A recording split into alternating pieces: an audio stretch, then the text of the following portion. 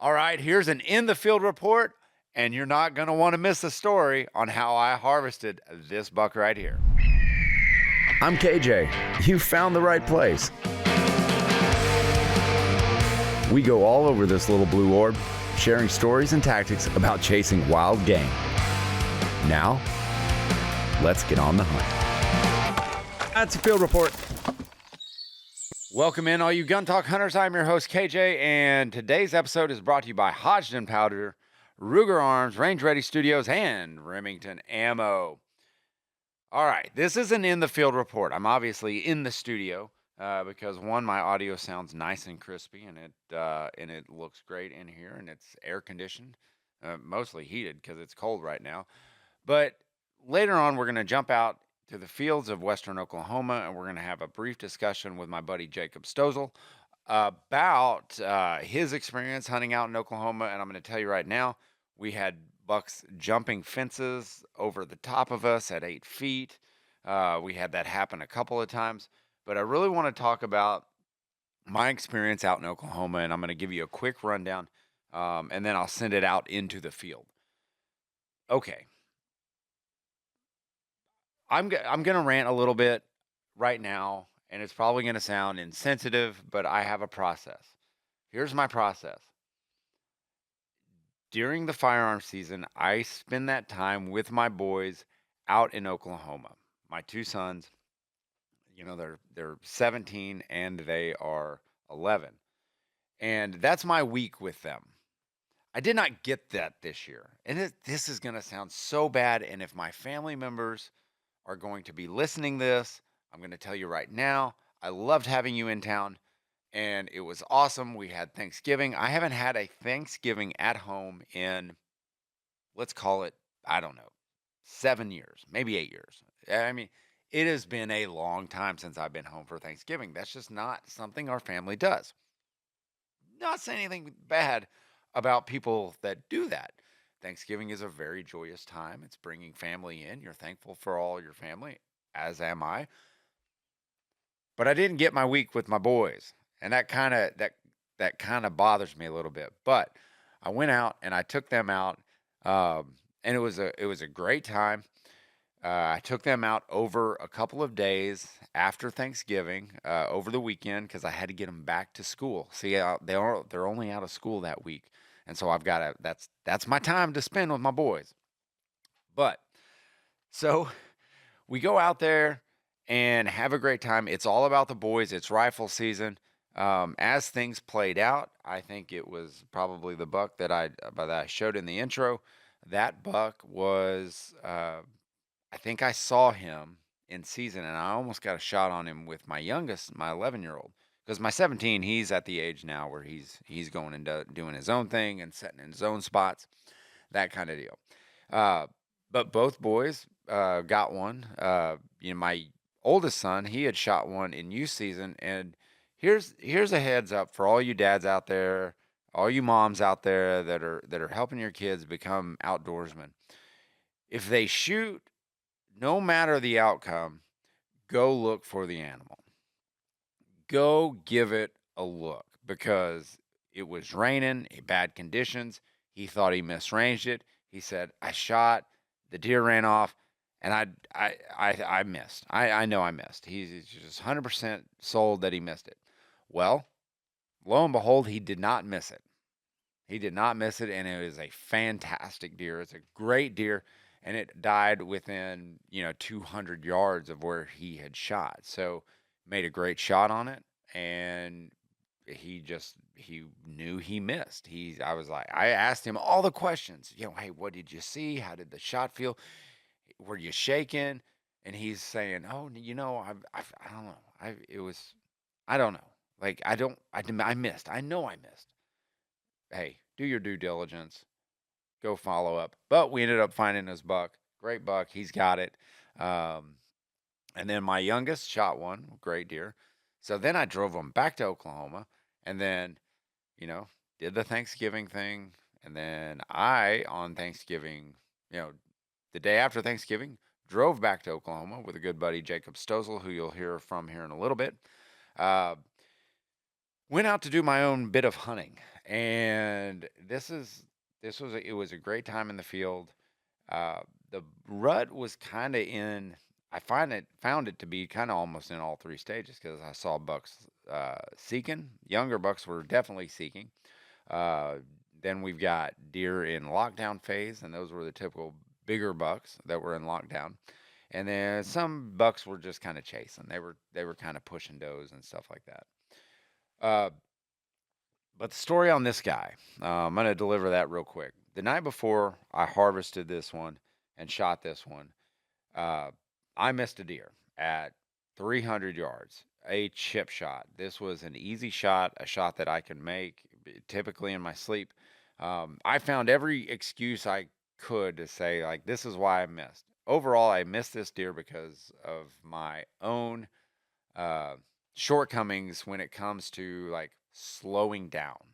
Like, I had time and I did not think I had time. I had time, to set up the tripod to get a steady rest, to put the trigger cam on. So another video that's going to come out over the Zeiss Conquest 4 scope. Uh, I've got video of me missing this deer, and why I missed that deer. I didn't dial my MOA. I held on that deer because I thought, well, the 6.5 Creedmoor, really, it's not going to drop all that much out to 300 yards. I've got a 100-yard zero. It's not going to drop that far. It drops a little bit more than you think, because I shot right under that deer. I mean, and you see in the video, like, it's a clear trigger press, and I break the shot, and it just falls right under him. I mean, so close to this deer that it got his attention immediately. It wasn't the sound; it was the brushing of the bullet under his undercarriage, and he goes, "Hold on a second, that felt funny. I think someone gave me a involuntary haircut." I guess I'd be trimming his beard. I don't know, but I I trimmed some hair off of him and runs off. I mean, blast out of there, hunts over. Not good. I was pretty dejected. Not gonna lie. And that's okay. As hunters, we want to make the most ethical shot we can. And I just blew an easy shot on a great deer. But sometimes a miss can lead to amazing things. And that's maybe in decision making or just in life in general. Sometimes when you miss, something amazing happens. And this is what happened to me. So after that, my one goal was really to put my buddy Jacob Stolzle on a solid deer. Like that was my kind of goal. And I wanted him to have the best experience he could, because he's a hardworking firefighter. He does a lot for the community. He dedicates himself to the fire service, and I really do appreciate that about him. And he deserves a great experience. And he's happy just being out there, but I really want him to get one. And he was around good deer all week. I sat with him the night after I shot this one, and we had a legit shooter jump the fence right behind us at 8 feet. And midair, he saw it, and his eyes were as big as saucers. I mean, they were huge. But one side was just kind of broken off. So this deer, I made the decision based off of wind and location and the simple fact that no one has sat back there. No one has sat in this particular area. We've hunted close to it, but we hadn't hunted this area. And it's a long stretch of like CRP with mesquites rolling down the hill. And I was like, oh, well, I'll see what happens. I sat there, and this is the first time I've sat in a tripod stand that was knocked over. I had to stand it up. It was knocked over. And so I stood it up, crawled in there, barely fit in there. I was wearing so many clothes because it was really cold that morning. And I'm sitting there and I'm like looking at this area, and I'm just keeping my eyes closed, being really still. The wind's perfectly in my face, light breeze. And I'm thinking to myself, okay, this is going to be a further shot. Don't forget to dial. Don't forget to dial your scope. Because one thing I noticed about scopes, like you've got to, if you're going to dial your scope, you need to trust that it will move accurately. And Zeiss is very well known for like having good scopes and good optics. Um, so I'm sitting there and I'm looking, and I'm like, man, I'm not going to see anything. I might see a little buck or two, but nothing good. Well, sun's up, looking, starting to look good. Lights starting to come through, and I'm like, oh, there's a doe out there about 300 yards. Cool. And I look right behind her, and he's sitting there with his head down, feeding on who knows what. And he kind of like cocks his head, and I'm like, okay, I'm gonna shoot him. That's a good deer. He's solid. And then to get into shooting position, I have to get out of the seat because the shooting rail, the rail that was supposed to like keep you from falling out, is too short. And so I brought a shooting bag that I use in all my competitions up there, put it on the rail, set the gun down, got my elbow onto the rail. So the back is supported by my other arm. So I'm kind of holding the rail with my left arm under the buttstock, and gun was solid, solid. And I paused for 1 second and I said, what did you tell yourself? All right, dial that scope. So I just dialed two MOA, just give myself a little room. And so I dial the scope at 2 MOA, finger on trigger, press trigger, shot goes off. And man, it was so rewarding to hear the thump of that bullet. I mean, it was a thwack. And it's such a good sound. When that you hear that thump, you know, like, all right, that's good connection. He wobbles a little bit, turns over, and he's done. Awesome. Got it. Perfect. Didn't know. I knew he was a great deer, one I'm gonna be happy with.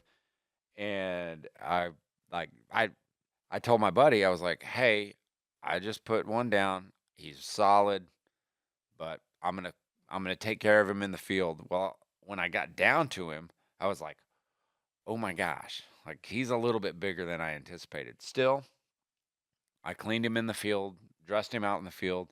I've got pictures and all that stuff that'll eventually be put out. But now's not the time for that. But the rut was happening. It was happening fast, and I was lucky enough to get another shot on a great deer. And that I think, because I was thinking about this, I was like, why does this always happen where you shoot one and you finish out your hunt, and then all of a sudden you go, I'm gonna go sit over here, and all of a sudden you see a monster or a giant buck or a giant elk. Because you're just free hunting, like you're playing with house money at that point. And I think a lot of it comes down to like the mentality of not overthinking it, and go, you know what? I'm gonna hunt the wind, and no one's set back there, so I'm gonna just jump back there, and it worked. I don't know how, but it worked. So without further ado, let's jump out to the field with my good buddy Jacob Stolzle for an in the field report. You ever pick up a rifle and think, oh, this thing means business? That's the CZ 600 Plus. I've shot it, torn it down, put it back together. Honestly, it's as easy to break down as it is to shoot. And speaking of shooting, the accuracy on this thing makes you look like you planned it. We're talking a 60-degree bolt throw that cycles smoother than your buddy's pickup lines, a controlled feed action that refuses to hiccup, and a user-adjustable trigger you can tune without needing a toolbox. Want more? The interchangeable barrel system lets you swap calibers like you're changing hats. Same rifle, new mission. And that convertible magazine? Run it as a detachable mag or lock it and go old school internal. Your call. If you want a rifle that's modular, accurate, reliable, and stupid simple to break down, the CZ USA 600 Plus isn't just a standout. It's the one you'll compare everything else to. Go shoot it. You'll get it. You want speed, stability, and temp-taming performance? Meet Winchester Stayball 6.5, the world's first temperature-insensitive ball powder from Hodgdon. Great for 6.5 Creedmoor, 270 Winchester, and even your trusty old 30-06. Hey, here is a tip for you. This powder flows really smoothly. You'll get ultra-consistent charges through your thrower, perfect for high-volume reloaders chasing that precision. It's Stayball 6.5. Smooth, stable, and smoking fast. Hey, get your heads up. Heads up, right up here. Tactical treasure hunters, beware. Optics Planet just became your new favorite adult toy store for gear. Let's get that out of the way. Want scopes, red dots, night vision, and stuff totally you probably don't need but will absolutely buy anyway? Yeah, I thought so. Use promo code GUNTALK at checkout and get 5% off your order. That's right, 5%. Not 2, not 3, 5. Like the fingers you'll use to type that code in while pretending this wasn't my idea. So go to Optics Planet, check it out, enter code GUNTALK, and get your 5% off. Looking for a rifle that's short, sharp, and way more precise than you on your best day? Meet the Ruger American Gen 2 Scout, the Gun Talk Edition. This thing's compact powerhouse, dressed in Cryptek Obscura Nox camo with a smoked bronze Cerakote finish like Tactical Fashion Week, but with more recoil. Chambered in 5.56 NATO or 308, it's got a threaded barrel, installed high comb, and the kind of accuracy that forgives your bad decisions. At least the ballistic ones. You can find it at guntalkscout.com. Tired of your range time being just mag dumps and Instagram flexing? Enter Range Ready Training, where Director of Awesomeness and everything else, Chris Serino, turns keyboard warriors into actual warriors. Or something like that. Pretty dang close, I would say. Yeah, the guy's been there, done that. Pistol, check. Rifle, check. Yeah, we got it all. Force on force, we do that every now and then too. Bring your bruises, instructor development. Welcome to the Thunderdome of learning. It's more than training, it's range ready because real life doesn't come with a respawn button. Looking to level up your hunt and tighten up those groups? Well, look no further than Remington Ammo. Yeah, the stuff in the green box is super accurate, and they've got everything from hunting ammo all the way to NRL like match ammo. So check those out. Remington Premier, from Premier Tip AccuTip to match grade ammunition, all in that green box you love, you trust, and you adore. Find it all at remington.com. All right, we're with Jacob Stolzle out here in western Oklahoma. This is an In the Field report. And let's talk about the first morning, because we do a lot to drive a long way to hunt these deer. People probably think it's crazy, but I swear it's really not that crazy when you see the class of deer. Let's talk about your first night's hunt. Yeah, got here, put me in the field. The deer were up, they were moving. The bucks were chasing. Had a good one come out, but decided to give it one more year. It was the biggest buck that I have passed on, but it's all good. So, is it hard to pass those deer? Because I mean, you look at it, and we all think that we all will pass those deer, knowing that the neighbors will probably shoot them.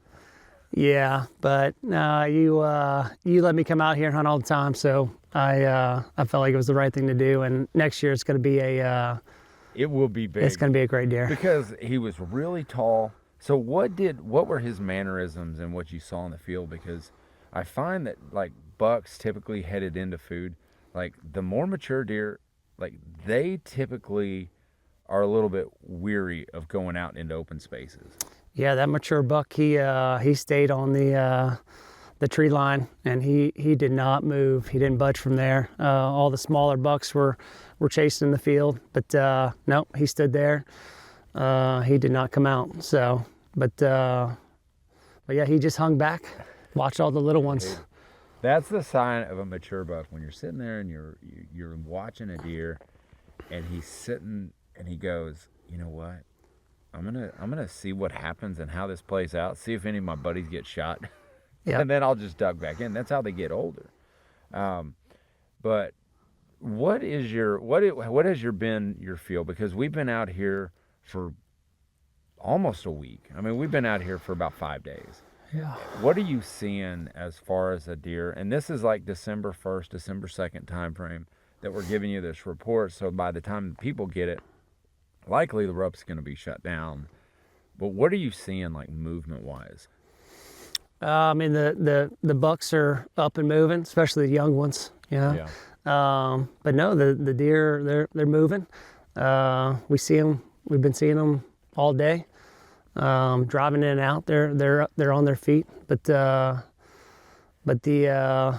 young ones are chasing for sure. But those mature bucks Yeah. are just kind of locked in on. See, that's what I've noticed too. Is I've noticed like them being locked down. Bigger deer are locked down. Now let's shift a couple nights earlier. So this would be like November, like, I don't know, 30th, November 29th, something. Probably November 30th, the evening of November 30th. I drop you off to your stand, your set. And we do sets here. We typically we don't hunt from a box blind. Every once in a while we'll crawl into a blind, but that's rare for adults. Usually we reserve for those for the kids. But we like to be a little bit more mobile around here, that we can move. And I feel like locking ourselves into tripods, into ground blinds or box blinds, like I feel like that really constrains you, and especially your movement. November 30th, I drop you off. I make my way to my set. I sit down, and I kid you not, Ryan, the owner of Gun Talk, CEO, all that good stuff, texts me and he says, any deer. Do you know what that means? Because I was typing out, no deer, I'm around deer, but not the right deer. That usually means like, okay, something special is about to happen. Yep. And something special did happen. It was awesome. So my deer comes out. It's a mature deer. I knew immediately when I saw the body, saw the, a big Roman nose. And I'm like, 300 yards, just hold just a touch high, and we're good. 6.5 Creedmoor. I love that round, especially when I'm shooting the Black Hills, 130 grain, dual performance. Have absolutely been impressed with that. But I didn't dial my scope. Yep. And so what's the text that I sent you? What was it? Missed. Yeah, something like that. No, I think my words were crapped my pants on a 300-yard shot. Yeah. Just totally blew it. And that happens. I keep telling people, like, if you want to get good under the gun, under the clock, shoot those competitions, shoot the NRL hunter competitions, and just put yourself under a timer. Dude, everything played out in that set perfectly. Like, I feel like everything lined up beautifully. Like, except I didn't dial for my MOA, which out at 300 yards, like, I typed it in my AB Quantum app, and it was like 300. Or at 300, it was like 4 MOA. And so I shot right under the deer. And the worst part is I captured it all on camera. Yeah. But misses happen, and luckily the next morning I redeemed myself. Luckily, You did. in a big way. Should we show it? I think so. I think we have to show it. So if you're listening to this, you're not going to get to see the deer that I shot, and he is a special deer. He is heavy. He is a very big deer, and this is him. So this is really, when Jacob starts passing deer, I question, like, man, I don't know if I would have passed that deer. This is what passing a deer can lead to. When you look at passing, those, 4.5-year-olds that are just pretty, man, dude, they can turn into this. Great deer. This is a special deer. And when I walked up on it, he came in early, man. And he was just running a fence line. And I don't know what it is about fence lines during the rut, but during the rut, you just gotta, there's something about fence line. And if I'm going to tell you anything, like, fence lines can be special. I'm not saying hunt your neighbor's fence line. I'm just saying hunt off of it. I was 400 yards off of our fence line. Plenty of room to make a shot. But my gosh, this is what passing deer really can lead to. is something special. And I think this is my biggest buck that I have shot out here. Now, dude, I see these deer every year out here, but never seems to work out for me. Sometimes it does. It's good deer. It's not bad. Yeah. So, what happened last night? So this is now really it's the pressure's on because we leave tomorrow. And so, what happened last night? Yeah, last night we set up in we were hunting the wind for sure, but set up in a pretty. It was a dicey wind. Yeah. I'll tell you that much. It's a dicey wind. But obviously, yeah, we're going after where a bunch of does are that we know. We set up. Obviously, we're setting facing south, knowing that the deer are going to come feed on the north. But yeah, a doe comes running in pretty hot behind us. And, right behind us, downwind of us, like just shouldn't have happened. And then what happened? A big old buck was following her. Oh my gosh, he was, man. That's one of those moments where like you point because I'm facing an opposite direction, so I'm basically watching Jacob's back, and I can't see off my left side, and behind me, and Jacob goes, "Hey, there's a doe right there. There's a doe." And I'm like, all right, but I hear something, like we both hear it, I think at the same time, and it's going, meh, meh, meh, meh, meh. And that's a buck, like trailing a doe, like hot on her heels, and you caught a good glimpse of him as he jumps the fence. How far away was he? I'm saying 8 feet. 8 feet. Maybe less. So he almost jumped on top of us. And didn't know we were there. We didn't move. But he jumped, and I could hear his breath when he jumped. It was just kind of like, oh, and then dum, and then he took off, and I almost yelled at Jacob, "Shoot now!" That was a good deer, mature buck. Oh, he was great, unbelievable deer, great deer. He had. On his right side, he had like just this unbelievable mass, 5 points on that side, so he's probably a 10, but his right side just, man, it swept out and it came up, beautiful deer. Yep.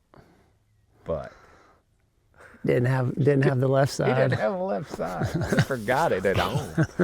He left it somewhere. I don't know where he lost it, but there is a left side somewhere out here that is sheared off, and I don't know how they do that. Sometimes they'll do it during the velvet, season when they're rubbing or they start to fight, and it's just maybe the nutrients isn't good, or I don't know what it is. But man, he broke off on that left side, and again, you pass that deer. Yeah. Are you regretting it? No. That happened fast.